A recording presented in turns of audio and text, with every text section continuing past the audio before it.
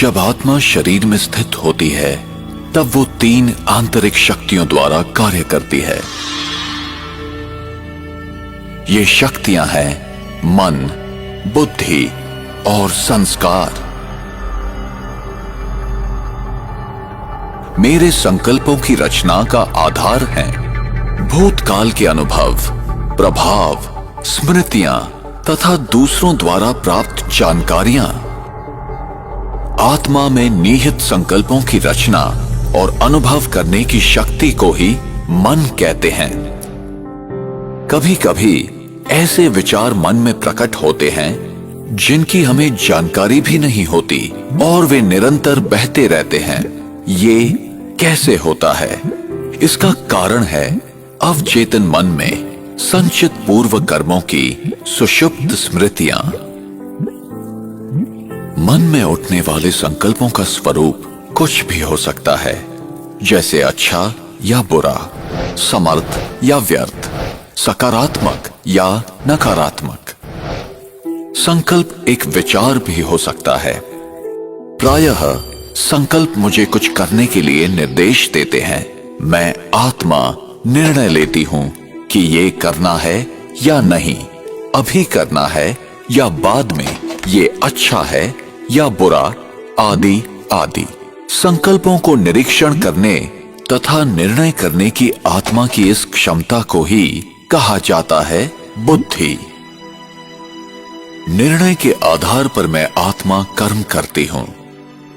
कर्म आत्मा में अपनी छाप छोड़ता है, जिसका प्रभाव फिर विचार शैली पर पड़ता है और इसे ही संस्कार कहा जाता है। व्यक्ति कैसे जन्म लेता है? कब भ्रूण माता के गर्भ में जीवित प्राणी बन जाता है? आत्मा कब गर्भ में प्रवेश करती है? भ्रूण जब तीसरे से 5वें माह का होता है तभी उसमें जीवन शक्ति आती है। ये जीवन शक्ति ही आत्मा है। आत्मा को ही प्राण कहते हैं। आत्मा ही प्राण ऊर्जा है।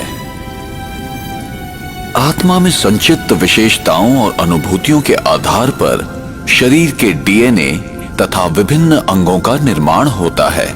उंगलियों के निशान तथा अंगों की बनावट भी आत्मा के कर्मों के प्रभावों के आधार पर होता है। दूसरे शब्दों में, मैं आत्मा ही अपने शरीर की बनावट का निर्धारण अपने विचारों, मनस्थिति और कर्मों के द्वारा करती हूं।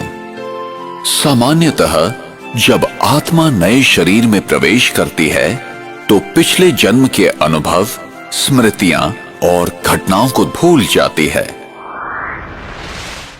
कुछ उदाहरण ऐसे हैं जबकि व्यक्ति अपने पूर्व जन्म की कहानियां सुनाते हैं जिन्हें जांच के बाद सत्य पाया गया है।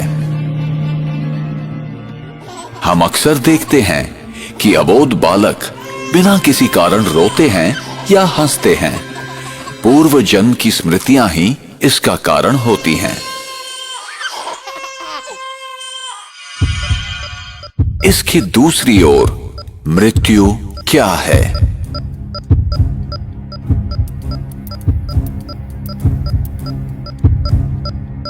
और मृत्यु के बाद क्या होता है? एक जीवित व्यक्ति कैसे मृत शरीर के रूप में परिवर्तित हो जाता है? मृत्यु वो स्थिति है जब आत्मा शरीर छोड़ देती है।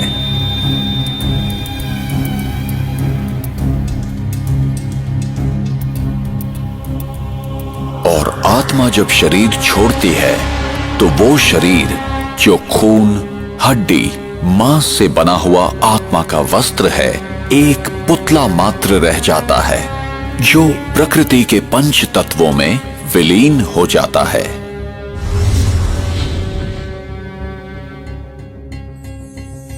अपने पुराने शरीर को छोड़ आत्मा दूसरी माता के गर्भ में प्रवेश करती है। मनुष्य आत्मा पशु योनि में नहीं जाती।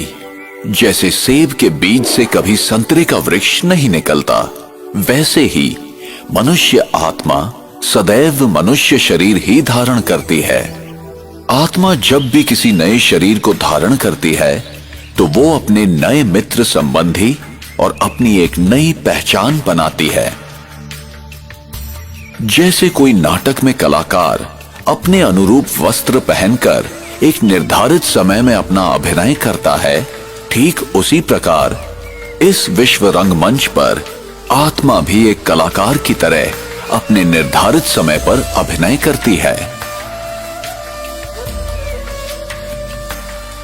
और जब शरीर अधिक उम्र, बीमारी या किसी घातक चोट के कारण बेकार हो जाता है, तब आत्मा शरीर को त्याग देती है और जन्म उपरांत जन्म लेती जाती है। इसी प्रकार जीवन एवं मृत्यु का ये अविनाशी चक्र इस संसार में चलता रहता है।